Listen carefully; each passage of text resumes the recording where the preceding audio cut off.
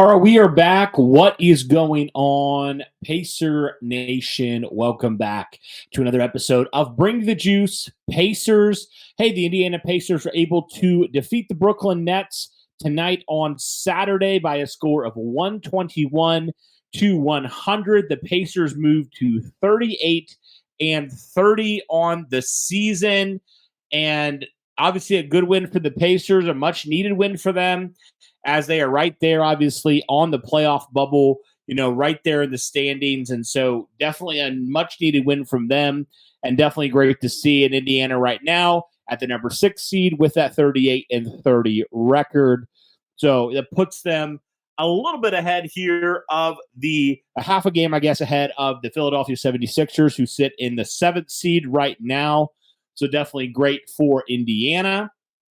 Jumping into this game a little bit for the Pacers, really the big thing when you look overall at the score, the Pacers especially, it felt like, in that second half, really took over this game, right? In the first half, Pacers and Nets were relatively close, right? The Pacers trailed by 5 in the first quarter, and then they outscored the Nets by 7, in that. So they were taking just a couple point lead there heading into halftime. But then from there, the Pacers outscored the Nets 6 in the third quarter, and then by 13 in the fourth quarter. So 19 in total swing for the Pacers in favor of them in the second half. And so definitely was great for them, especially to close out that game the way that they did. So definitely an awesome thing for the Indiana Pacers. So when you dive into some of the stats here from this Pacer game, the Pacers, they were not great shooting the basketball tonight. They did shoot 48% overall. They did really struggle from the three-point line tonight. You do feel like the fact that the Pacers were still able to win by 21 and they shot only 20% beyond the arc is definitely impressive. Now, obviously, the Pacers got to figure that out. They've had some of these spells where they've really struggled to shoot the ball, but the fact they were still able to really take care of business when it mattered.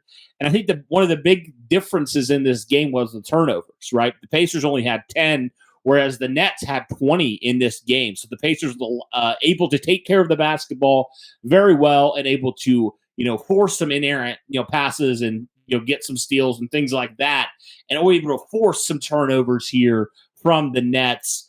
And, the Pacers able relatively close when it came to the rebound game. But really, when you look overall the differences, talking about the Pacers, it really was, the turnovers. That was kind of the biggest factor in this game because, like I talked about, the Pacers didn't shoot the ball particularly well, although they did shoot the Nets by 5%. They definitely did not outshoot them in the three-point department. The Nets shot 40% from three. They attempted 25. They made 10 of those. But it really does seem like it ultimately came down to really, the turnover battle. So that was the big reason why the Pacers were able to do what they did.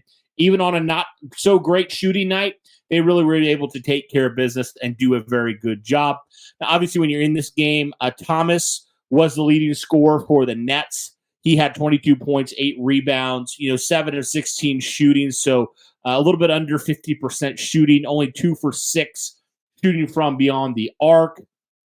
And their second leading scorer, Dennis Schroeder, with 13. So 4 of 13 shooting for him. So definitely way under the 50% mark there for Schroeder. And then Miles Bridges really struggled in this game. Attempted 8 field goals, only made 1. And that 1 was a 3-point attempt. And when you really look at it, the only guy who was efficient for the Nets was really only one guy. That was Finley Smith for the Nets. And other than that, really nobody on the Nets, especially of their 5 starters, really shot the ball very well.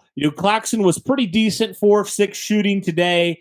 But really some of the guys that had some of the more volume shooting in this game for the Nets really struggled tonight. I already mentioned Thomas. I already mentioned Schroeder. I already mentioned Bridges. And then when you look to the bench for the Nets, Johnson, well under 50% shooting. Watford, 50% shooter. And really everybody else, only attempted, 4 or so attempts in this game. And so overall, just not a great game for the net shooting the basketball, and really wasn't a great game for the Pacers either shooting the basketball, especially from the three-point line, like I already mentioned.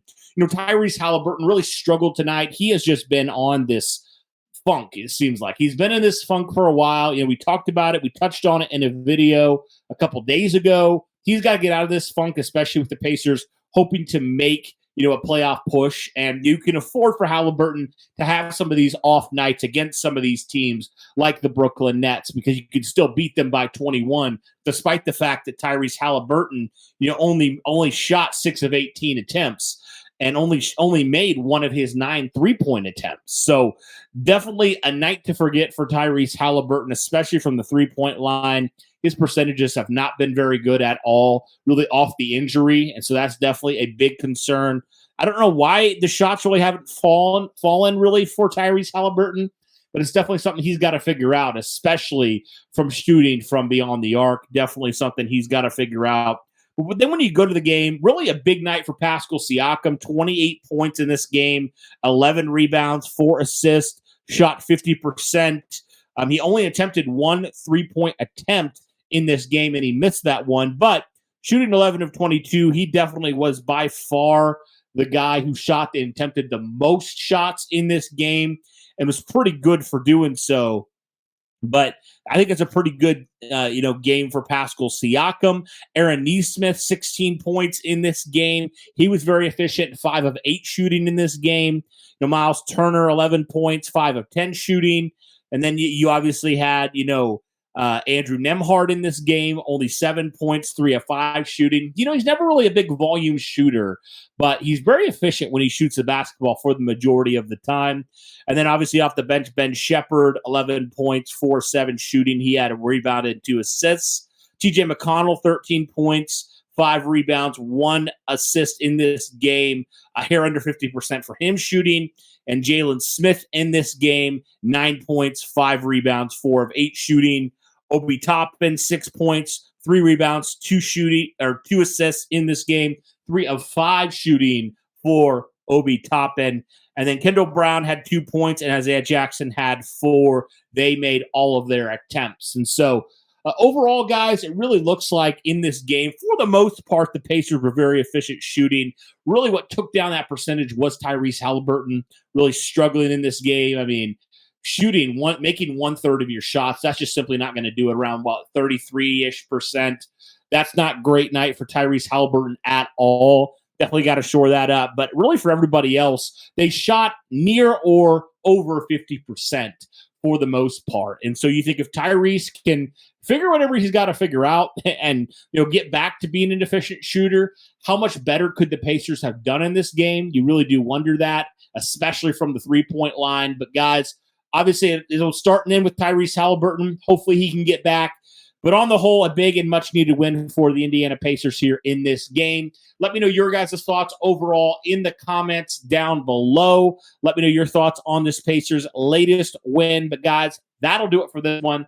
Thank you so much for tuning in. Really do appreciate it. You guys are the best. And as always, guys, go Pacers.